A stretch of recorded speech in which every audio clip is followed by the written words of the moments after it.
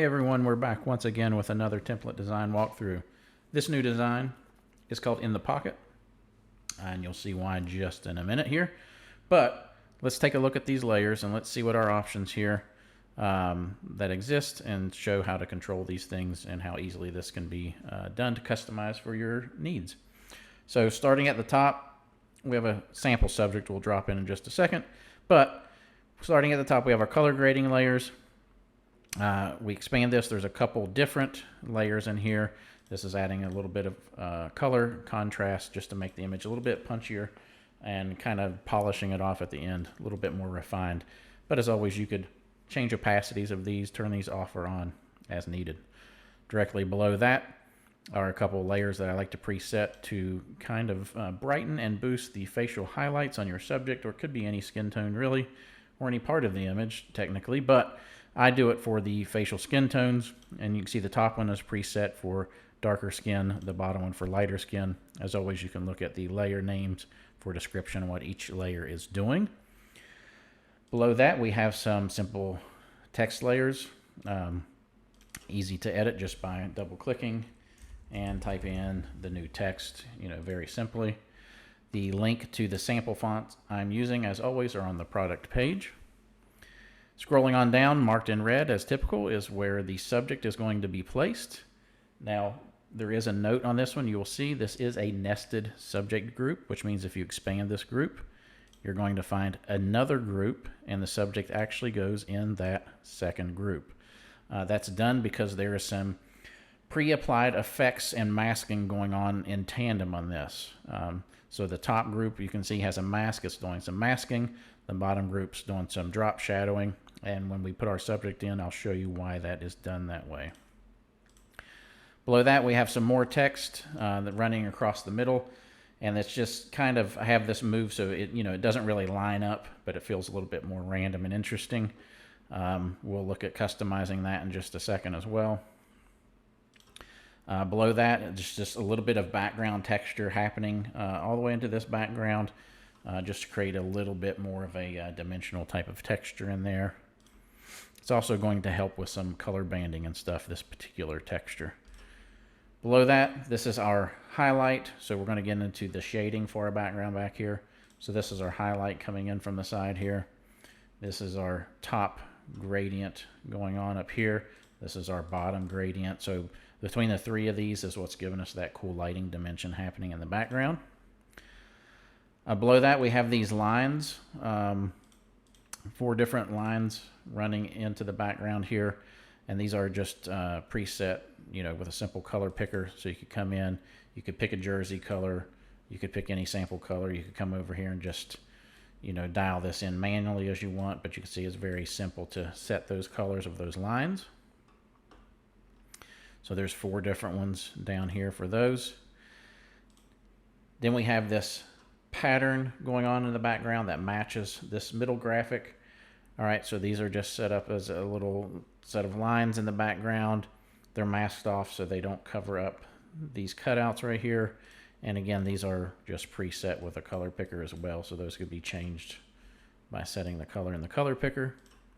There's a little bit of bevel happening on there, same as this text, to give it a little bit of that sunken look, just like with these layers.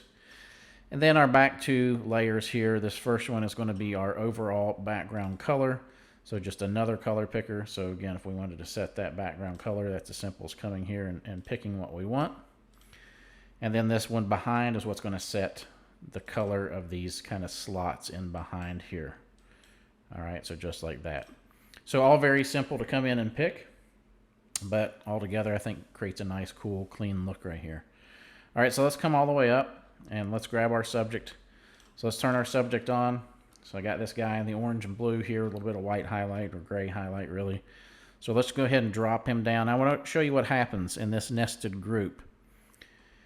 If we drop our subject down into the first group only, you can see he gets masked but gets no shadow applied. But when we drop him into the second group, now he's got some drop shadow happening in behind there, and that shadow's getting masked. Just to show you what happens if you try to do all this in one group. So if we would place this drop shadow up here, you can see because of this masking, it actually cast that shadow down below that cutoff in the mask, and that's what we don't want. All right, so that's what the nested group allows for. It allows the drop shadow to automatically get applied based on whatever subject you put in, but then this nested one at the top here is what masks and cuts that off without, you know, that shadow falling down below. So that's why it's nested like this. All right, so with your subject, you just gotta kind of decide, you know, what size you want them to be in here. I think I want them small enough that the hand isn't getting cut off here.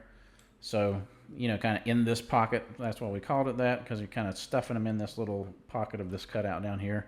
So I think somewhere around that size looks pretty cool. Like I said, kind of centered and enough that his hand's not getting cut off. I like the look of, but it really could work however that you like it. All right, so our subject in, our subject's placed. So now let's customize some colors to match. So I would just, for me, I like to start with the background color. So I'm going to come here, and then I'm going to see if I want this to be either orange or blue. So I might start with some of these oranges, maybe start with some of these blues. I think the blue is going to be the way to go. I even like that darker, almost black type of look is really cool as well. But I think to keep it more consistent with the jersey colors, let's go blue, maybe a little bit desaturated, a little bit darker. Something like that looks pretty cool right there. Let's click OK. So our cutout color, so I'm going to want that to be complementary. So let's bring our orange in there. That looks pretty sweet right there. Now that shade of orange, I really like that. So I'm going to go ahead and copy this number. Command or Control C right here. And now when we get up here, like I think I want our little pattern back here to be, yep, that same orange looks pretty sweet. Let's check out our lines right here. I think that looks good to be that accent orange as well. Bring all of this together here. And one more. Yeah, I'm liking that. And then our text running through the middle, I also want to see that in orange. So let's start with this one.